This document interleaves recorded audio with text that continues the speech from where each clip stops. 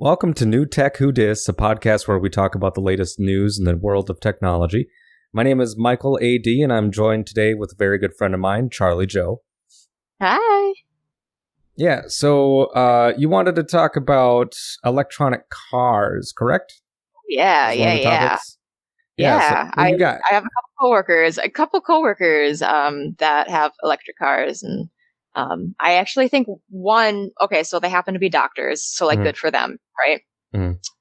Um, but yeah, I like one day I was like, wow, that's a cool car, and they're like, thanks, it's electric, and I was like, boogie woogie, and I don't know, I just. I don't know. I like it. I like the idea of them, but I really want to see how accessible they will be to Yeah. peeps, everyone, Yeah, not just, like doctors. that was a conversation I had at work the other day where we were talking about the infrastructure for like electric cars in general. Like, I mean, there's outlets, sure, like there's outlets out there, and like even if everybody had their own outlet or every parking space had an outlet, the real issue was kind of the energy supply. Like, there's not really a lot of it's really fucking expensive right now, or Yeah, really it's expensive. heckin' really. Yeah, so like, I mean, coming off of that, nuclear fusion, because that was one of the topics that we were talking about at work was like, what's going to replace, and people are having an issue with like getting enough electricity from things like wind or solar. Yeah. And so like the direction that it seems to be going right now is nuclear fusion. I guess Which sounds very sciencey. Yeah. So like on the 12th of August of this month, there was a breakthrough with getting a team to achieve ignition with nuclear fusion. And you can find this article on newsweek.com, which is where I'm reading it right now. But like it just kind of goes over the research that went into it and all the papers they have for it. They were able to achieve ignition, which is kind of like to start the reaction of nuclear fusion, something that was sustainable if they were able to replicate it. So that's the issue where we're having right now, where they're not able to replicate it. But no, like that was just one of the topics that we were talking about, is like with the tech, like with the accessibility for people to have electric cars, which is great. Yeah. But it's it's a tough one to have enough electricity or enough energy to be able to have everyone have one, which, I mean, hopefully it seems like we're making breakthroughs to get to that point. Honestly, if I could afford to like install solar panel, like absolutely. Yeah. Absolutely I would, like, why wouldn't I? Yeah. And it would be cheaper in the long run, but it's just getting that accessibility. Right. And like, I've got an uncle that works in like an energy company, We Energies, which is kind of coming out of Milwaukee, Wisconsin. And so like he lives down there, and he was looking into getting an electric car for himself, but he just said that there wasn't enough infrastructure at the time, or at the area that he lives. Like, even as busy as Milwaukee is, I guess not enough accessibility for him to think of it as a good investment, which is kind of where I'm coming from. And which is like one of the reasons why used cars, the prices have gone up, because there's so much more demand for it, because there's not enough infrastructure to sustain or maintain electric cars, because the parts are so rare. Like, electricity and energy aside, the parts are so rare. But like, it's hard getting into it. I mean, I feel that way because I'm just kind of a hippie, I'm like save trees and whatever. Yep. So, I'm all about that. But yeah, definitely. It's I think a really big work in progress, for us in general, just everyone, like getting them infrastructured, or you know what I'm trying to say. Yeah. Getting to the point where we can maintain it near, like everybody. Yeah, the accessibility part. Yeah, for sure. Once it becomes a thing, like there's going to be some point in the world where it's like, when didn't we have this, or why didn't we make this sooner, or right, like that. Yeah. What did we do before that? Like, oh, we actually had oil drills and whatever, and that's how we did it. And like how close are we to the day where, like, I don't know if you plan on having children or like maybe someday I'll acquire some child or whatever. Yeah. Just take them. But like, no, like, I mean, I'm just trying to think, like, in the future when I start talking to my grandchildren and everything's just electric, and oh yeah, there was that oil spill. What do you mean oil spill? Yeah, down off of Gulf of Mexico, blah blah blah. But coming off of like vehicles and electric cars and stuff like that. So a couple of the other articles and stuff that came out within the past few days here. Yeah, about 11 days ago from today's podcast, or at least when we're recording this episode, is GM makes $1,500 OnStar subscription mandatory on GMC Buick and Cadillac models. So I'm just going to go into this article here. Yeah, it's on thedrive.com. But yeah, mandatory subscriptions for things that, I mean, the mandatory subscription for OnStar, that's, I guess, I don't know, is that $1,500 a year? Even if it is $1,500 a year, like, that's still a lot. Yeah. Well, yeah. I mean, that's $1,500 worth of tacos I could be eting, in a year. So. Yeah. So like, they're talking about the, like, getting into the 2023 lineup launch season. Let me see. I'm just going to read some of the stuff here. Reading. Yep. Dealer markups aside, new car prices are somewhat insulated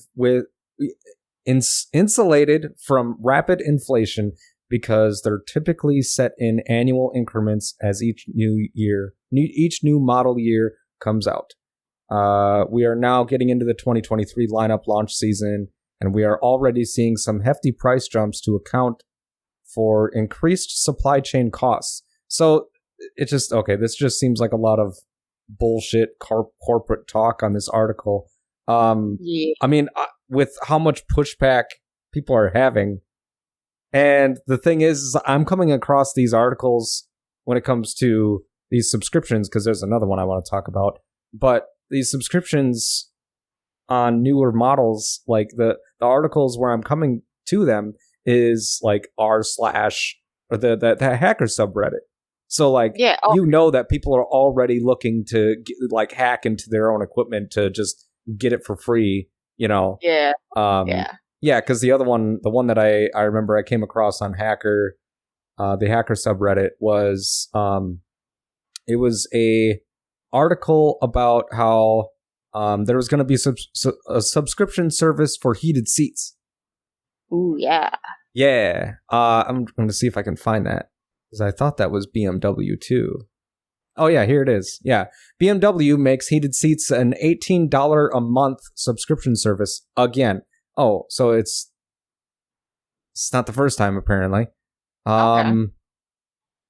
But still, like, heated seats, like that's just a feature that comes with cars. Yeah. So that's stupid. I mean, it's equipped with it in the beginning. Yeah, it comes with it, no problem. So like, it's optional to have it on or not, basically. Right, yeah. Like, you have to decide if you want to pay to use it. Yeah, well, like it starts with heated seats, and then it's like, well, what other features? Where does it stop? Where does it end?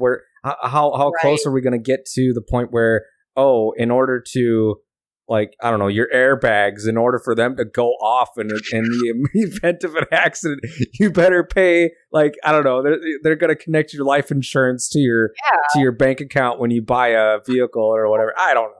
But like, it's so stupid. Like, to even think of a subscription service for a feature that should just come with the car, or at least nowadays we expect these types of features to end up in cars, and now we got to pay for it on top of the price of a new vehicle, which makes total sense. 100%. Oh yeah, totally.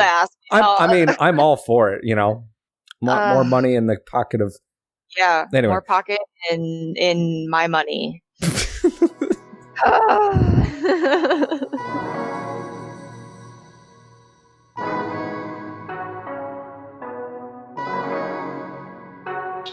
Now, while this podcast isn't sponsored yet, I do want to shout out a service I fully support, Streambeats.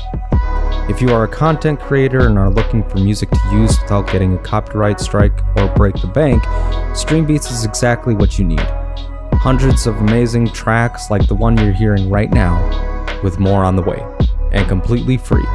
Check out Streambeats at streambeats.com or wherever you listen to your music.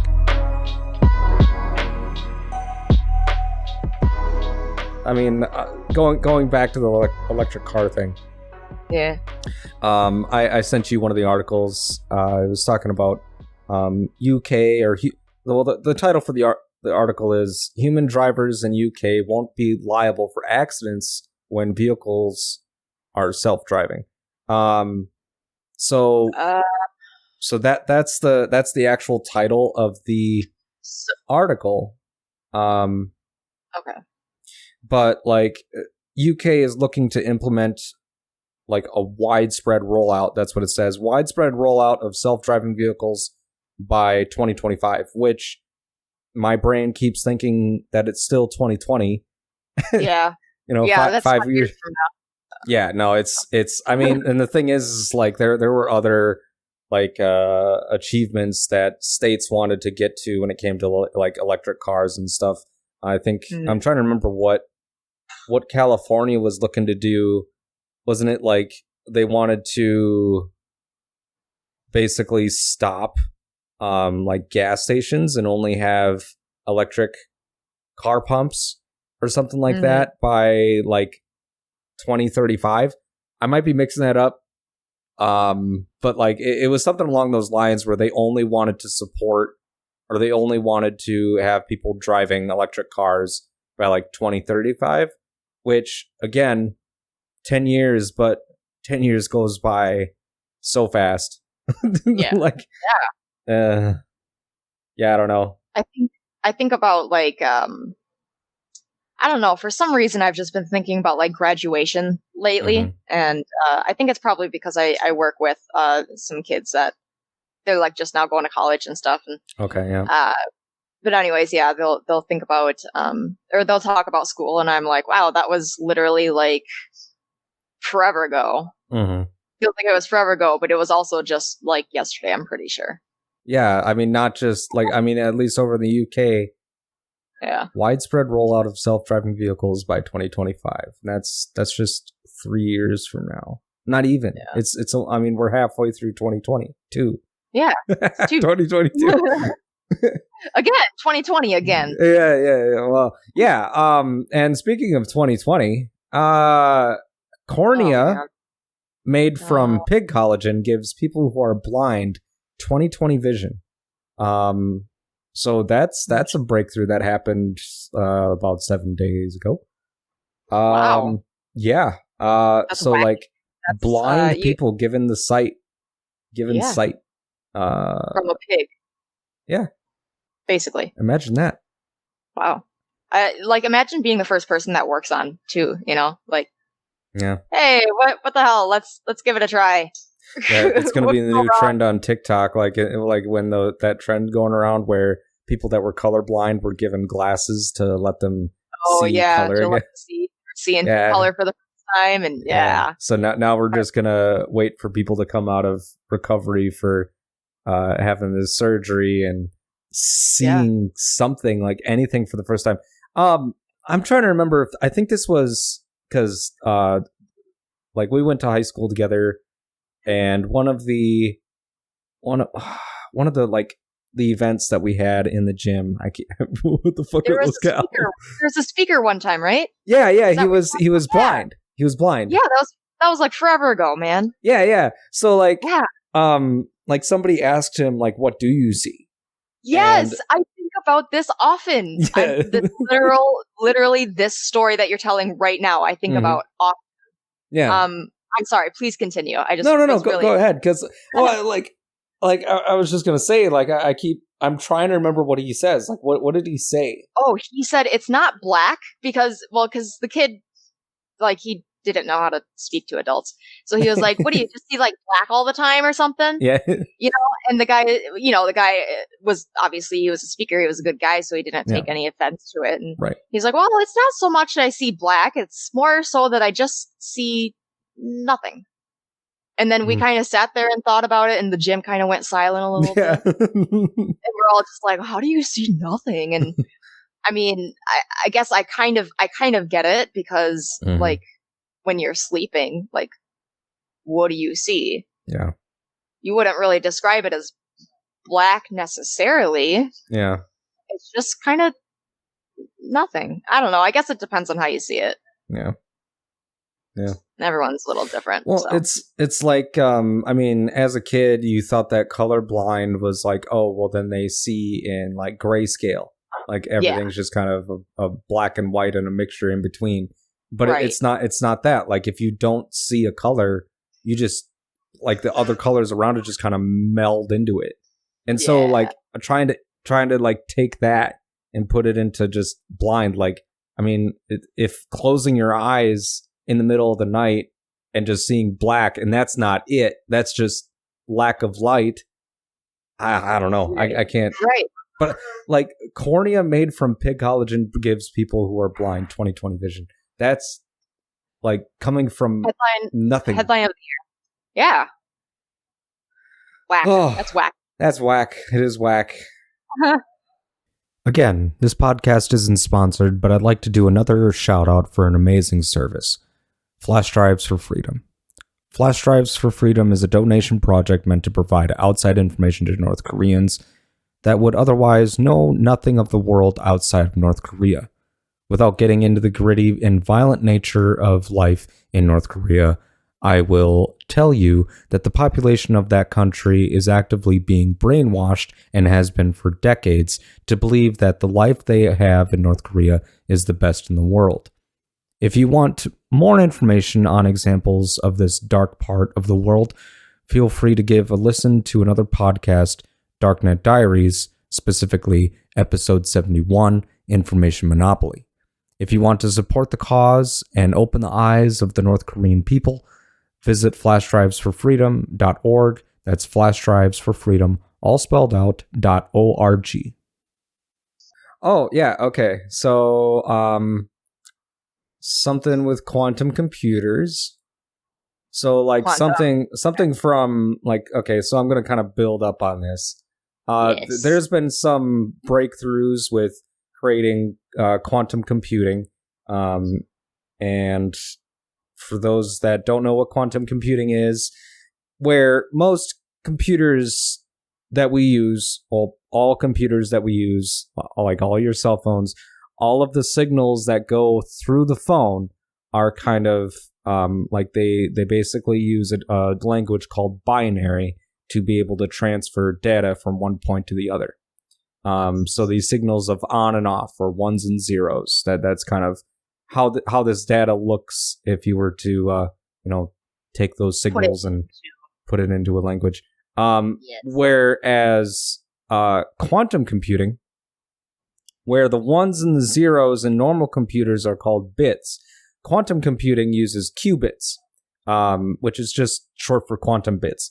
But it's where, like, one quantum bit has there's a ratio within there where it's like at one snapshot it is part 1 and part 0, and at like every like one snapshot of a quantum bit or a qubit has like a such and such chance of being 1 and a such and such chance of being 0.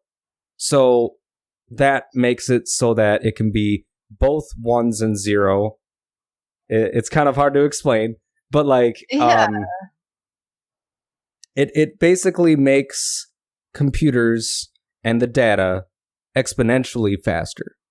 And so the quantum computers that are out there today are used in universities to, try to figure out different equations, usually when it comes to relativity, and like time and shit. But there have been a lot of advancements, and this is kind of an old article. It's from July. It says, Samsung becomes first foundry to begin production at 3 nm. So that's 3 nanometers silicon production. So this silicon production that Samsung is doing, it's kind of it uses some of the same technology, or it's going to aid the technology with quantum computing.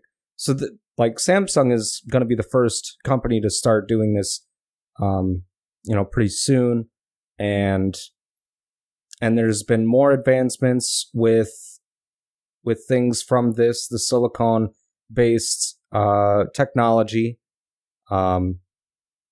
which silicon uses the way that they use silicon is is replacing what we have as semiconductors.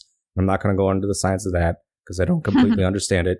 But those are the components that are being replaced with silicon compound elements. And so solar cells, that's something that metal fluoride can enhance performance of solar cells. That's another one of the articles that came out within the last couple of weeks here. So like all of this is combining into technology that can be used in space, and which kind of leads to quantum computing. That's how I'm segueing into this bullshit. Anyway, so like quantum computers may be for sale sooner than you think, and Canadian firms are at the forefront. So Canadian firms might be at the forefront for quantum computers being commercially available, so available for users that are able to afford it anyway. But not instead of just universities and all that, because it's not just like the US that's in on this. There's big universities over in Europe, Mexico, stuff like that. But like Canadian firms, forefront, whatever. But there was an article that came out I want to say about a month ago, where it was down in Chicago. They had multiple quantum computers kind of sending signals to each other to see how they could connect through like the next age or the next version of a network. And in order for this to work, they needed, at the very minimum, they needed fiber optic, which for those that don't know, it's a type of cord or cable that uses optic fibers, as in the cables, they transfer light, so it's practically a laser that goes through that. That's why it's so fast. And so like at the very minimum, they needed this fiber optic cable to be able to communicate between one quantum computer and the other. And if you guys want to check this article out, the article comes from, waiting for it to load, CBC. Yes. Sorry, go ahead. www.cbc.ca/news business quantum computer Canada. Yep. I want all the rest of it too. Dash quantum dash computers dash Canada dash 1.6546. Anyway, so the article comes from Nisha Patel, CBC News, talking about how quantum computers are going to be mainstream. It seems like fairly soon. I'm going to see if they can come up with a date here. This has been a long time coming. Quantum computing, that was brought up, I want to say, in the 80s. So, like, this has been in development for quite some time. It's just that we haven't been able to make the, efficiently or efficient enough components to be able to make the components be as good as they are. Kind of like the electric car thing. Yeah.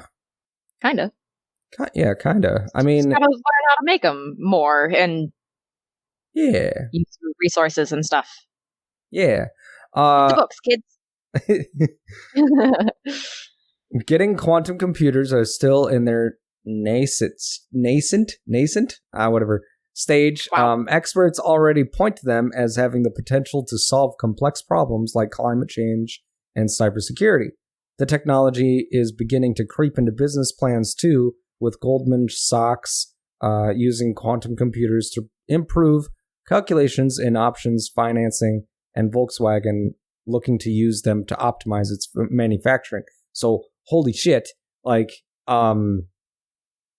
this stuff still runs on electricity. It's just that the signals are, quantum based and quantum-y. Yeah, people with more smarts than me are going to be able to understand this completely.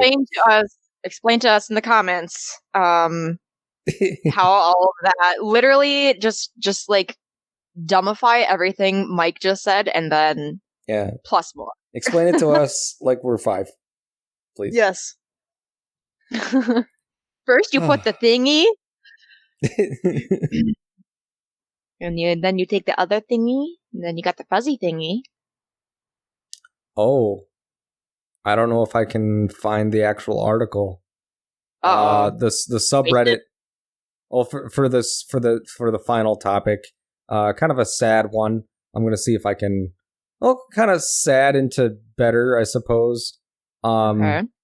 But coming off of the abortion type thing that happened earlier this year, so Facebook had turned over chat messages between a mother and a daughter, now charged over abortion. From when we're recording this, which is mid-August, it came like this article came out 11 days ago, 12 days ago. It just changed. What the fuck happened? Anyway, yeah, apparently. Well, so really what it is like somebody went through the article and I can't find the article anymore, but the comments are still here. So the first comment on here, it kind of like they took a part of the article and put it into their comment. It says Facebook Messenger offers end-to-end encryption, meaning chats between two users will be visible only to users' phones and aren't readable by Facebook or any government entity that makes a legal request to the company. But the option is available only to people using the Messenger app on mobile devices, and messages are encrypted only after the users select the option to mark chats as secret. And then the comment just kind of goes on about how it's the scary part. The people that don't read the fine print of the terms of service, because who reads it? You know, when you get an update, you just like accept and continue. Me. But it's I mean, I can't do it on the chat here. Like I can't just do it on the PC version of the app. I have to do it on my phone, which weird. And I mean, in order to do it, for those that don't know, you take your thumb from you take your finger from the bottom of the chat and kind of like pull it up, and then it'll be like, oh, do you want to go visible or non-visible, invisible chat? And that changes the secret, the secret version of the chat.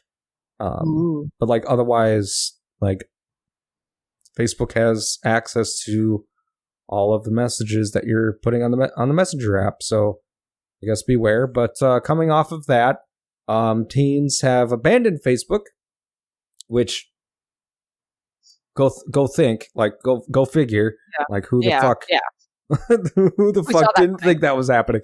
But like I mean, since 2014 it's been getting just dive bombing. But like especially after, it was like the day after that article came out about the mother and the daughter being charged over abortion because Facebook turned over chat messages to the court. teens have abandoned Facebook. It was just like one after the other. But yeah, go fucking figure. Yeah, go figure. Just I don't even like enjoy. Well, like on. Yeah, like I mean, it's all the same thing to me. Yeah, whereas like MySpace just kind of died just because whatever. Facebook, it just kind of became the place where it was where your parents, like your aunts and your uncles, like not even your parents, your aunts and your uncles decided to stick around. Like nobody's actual parents are sticking around. It's just their aunts and their uncles. But like, but yeah, I mean, who'd have thunk? Let me see if I can find something just like brand new here. Oh, okay. This is interesting. So, Europe is looking at space-based solar power to address energy crisis. This was something that I was kind of curious about because you know how you can like there's wireless chargers now. I'm wondering if there's some technology in there where we would be able to send up, like whatever satellites or stations out into orbit and, acquire the solar energy because like that's the best place to do it. And then somehow send that energy wirelessly down to Earth. I'm just going to see if that's actually what's going on here. Wow. That sounds intense. Yeah, like holy shit. But so the Solaris program would explore the potential of space-based solar power generation to provide clean energy and contribute to decarbonization by working with European industry to assess technical feasibility, benefits, implementation options, commercial opportunities, and risks of the emerging technology. SBSP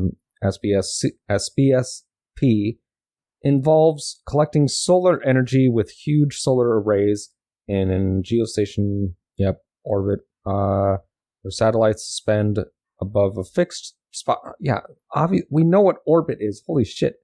Without the obstruction of Earth's atmosphere, obviously, space-based solar power plants would generate energy more efficiently than Earth-based plants and beam it to the ground for conversion into electricity. Beam it how? Beam it how? Beam it. Tell me. Just beam it. ESA describes the Solaris program as a response to the current climate change crisis on Earth and potential source of clean, affordable, continuous, abundant, and secure energy. I want to look more into this, but like, there's nothing. It's just like now it's just like a bunch of quotes from. Oh, this is going to be amazing for the Earth. Of course it is.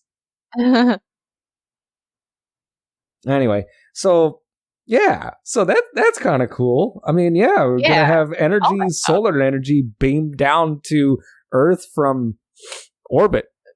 Yeah, like we're getting Mars energy and stuff. Yeah. Big Mars energy. Yeah. Yeah. Yeah. So that's today's episode. Let me know what you think. Should we just, continue to bring up different topics throughout an entire episode, or should we kind of deep dive into one topic and just kind of go off on a rant? Because I think that would be fun too. Let us know what you think. I'm good for that for sure. What's that? I'm good for rants. I'm good for rants. Yeah. If you need a good rant, if you need to listen to someone rant, that's me. Yeah. I am. Yeah. So yeah. Yep. Yeah. Okay. Bye. Yeah.